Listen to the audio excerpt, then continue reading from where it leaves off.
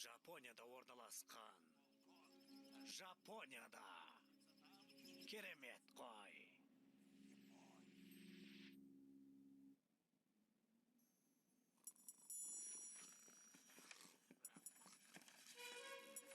Ей, Таруй, не өтіп жатсыңдар? Екіге бөлінудің бірінші сатысы.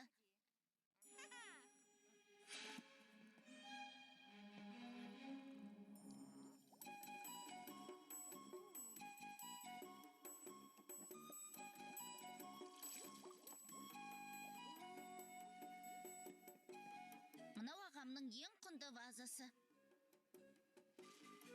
Ақшасын 2 есеге көбейтейік.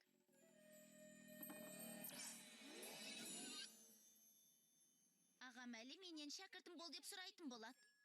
Аға.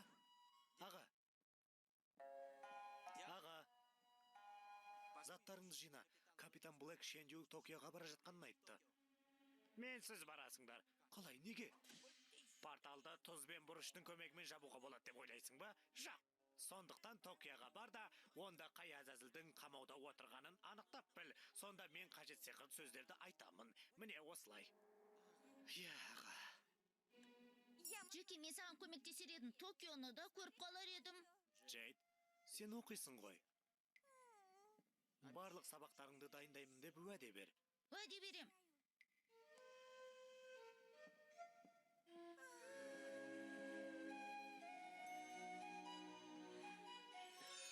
Сабақты дайындаймын да Джекимен бірге кетем.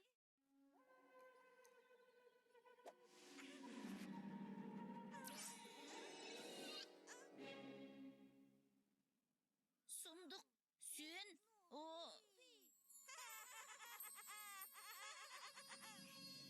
Сонымен, біз үлкен шие бағынан шығысқа қарай тағы 300 қадам жүруіміз керек. Содан кейін үнемі жүгіріп жүретін және сөйлемейтін, адамдардың қасына бармайтын затты табуымыз керек. Мұнда бақ көріп тұрған жоқпын.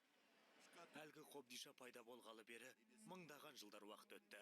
Сонша жылдар бойы жергілікті ландшафттың өзгергені сөзсіз. Қараңдаршы. Жоқ, оны сатып алмаймыз. Қарасаңшы, ол қуаттекпен істейді, бірақ жүрмейді. Ал аузы үнемі жабық тұрады екен. Оған жақтырақ барайық. Жүгіріп жүретін, бірақ ешқайда жүрмейтін зат. Мен сені бүркеймін, Джеки. Токио қызық қала, олай ойламайсың ба?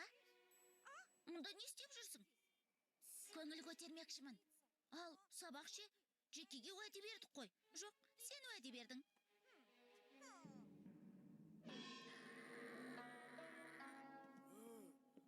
Оғы, сен басқа сиқырлы сөзді таңдағансың. Шын ба? Менің дүние жүзіндегі жалғыз вазам енді жалғыз емес. Көрдің бе?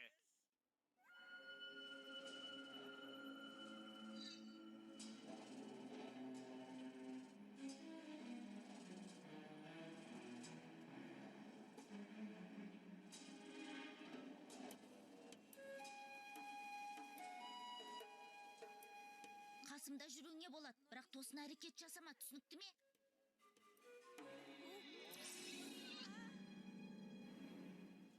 Түсінікті, тосын сый.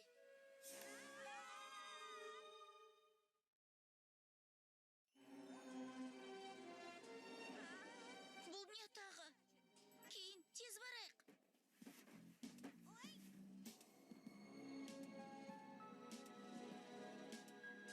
Азазілдің белгілері жоқ.